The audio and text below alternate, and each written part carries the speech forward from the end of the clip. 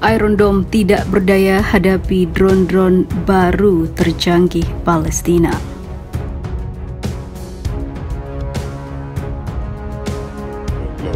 From our perspective, he was a menace, he was a threat to regional stability, and in that sense, in that very narrow, specific sense, the killing of Qasem.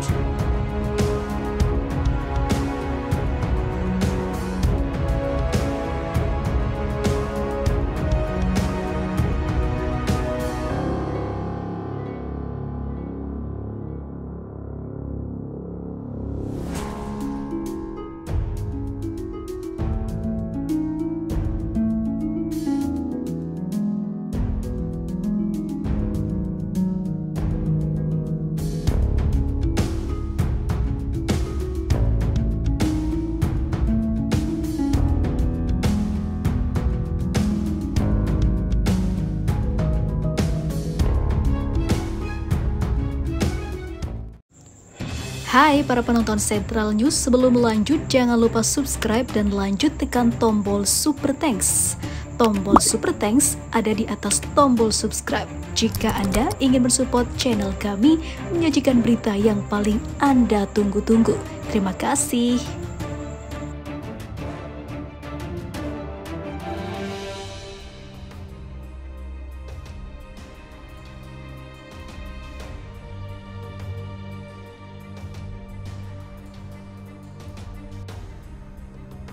Saluran TV rezim Zionis Kan dalam sebuah laporannya mengumumkan bahwa sistem pertahanan rezim Zionis Iron Dome atau si kubah besi kembali gagal menembak jatuh drone-drone Palestina pada Senin pagi. Para pejabat militer Israel sedang menyelidiki alasan kegagalan sistem ini dalam melawan penerbangan drone Palestina di langit jalur Gaza. Hal ini sangat memalukan bagi rezim Zionis. Surat kabar Zionis Ma'arif menulis, Hamas mengirimkan beberapa drone terbarunya untuk menguji dan memeriksa respon dan kemampuan pertahanan Israel, dan ini adalah bagian dari rencana untuk meningkatkan kemampuan Hamas yang harus kita waspadai. Tentara Zionis mengakui bahwa Hamas telah melakukan upaya sangat besar untuk mengembangkan drone miliknya, dan ini merupakan kemajuan yang baik bagi mereka. Bagian dari persiapan Hamas untuk menghadapi konfrontasi berikutnya dengan Israel. Seperti diketahui, sistem pertahanan udara Iron Dome Israel dirancang untuk menghadapi roket dan rudal jarak pendek dan telah beroperasi sejak tahun 2011. Sistem ini tidak seefisien biaya yang harus ditanggung oleh Israel dan pemerintah Amerika Serikat. Setiap proyektil dari sistem ini berharga sekitar 50 juta dolar Amerika yang membuat rezim Zionis mengeluarkan biaya 60.000 dolar setiap kali menembakkan rudal. Dan belum lagi ketika Iron Dome gagal menghadapi serangan roket dan juga drone, bikin mereka rugi bandar.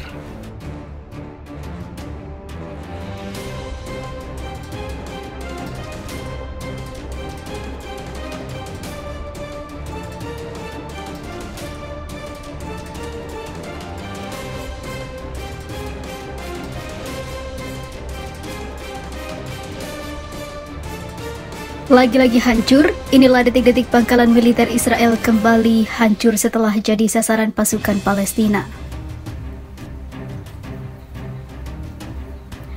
Semenjak banyaknya dukungan dari banyak pihak dan negara ke Palestina, pasukan perlawanan Palestina hingga Hamas makin kuat dalam memberantas dan menghajar para tentara Zionis.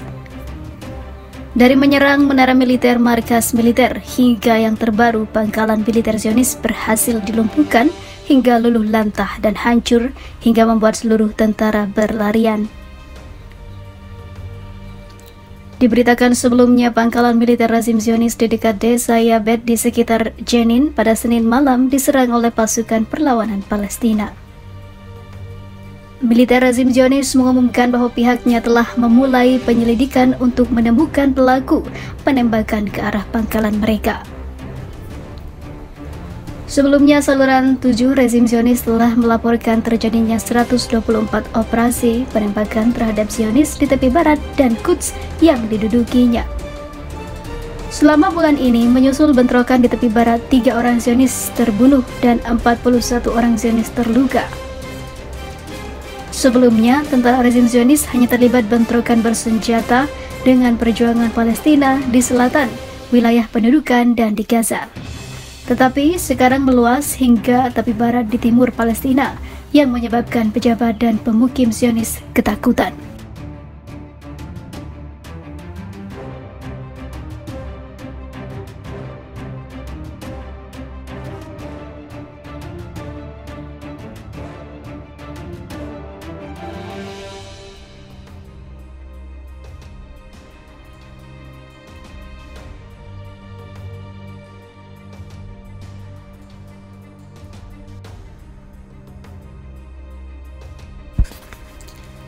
Tak menyerah, serangan ratusan roket ke Israel berhasil bikin ribuan warga Zionis dievakuasi.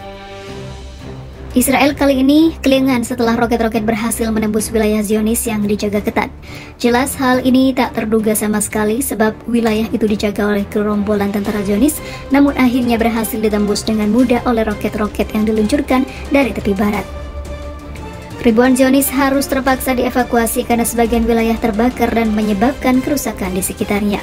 Seperti diketahui sebelumnya, kelompok perlawanan Palestina mengumumkan telah menembakkan kembali roket ke sebuah distrik Zionis di utara tepi barat. Batalion Ayas yang berafiliasi ke Brigade Ezzedin Al-Qassam, sayap militer Hamas, Selasa mengunggah video persiapan peluncuran sebuah roket ke arah distrik Zionis. Roket ini diluncurkan pada pagi hari ke distrik Zionis Saket di dekat kota Jenin Utara tepi barat, kata Batalion Ayas. Kelompok ini menuliskan kata-kata di bawah roket yang berbunyi, tepi barat perisai Al-Quds dan apa yang akan datang lebih besar, dan mengumumkan bahwa roket itu berasal dari tipe Qassam 1. Pada saat yang sama, Batalion Ayas menjelaskan karena alasan keamanan detik-detik peluncuran roket tidak dipublikasikan. Beberapa saat kemudian militer rezim Zionis mengumumkan bahwa pihaknya akan menyelidiki klaim peluncuran roket di tepi barat. Sebelumnya, Batalion Ayas juga beberapa kali mengunggah sejumlah foto detik-detik peluncuran roket ke distrik Zionis Saket dan dikonfirmasi oleh media-media rezim Zionis.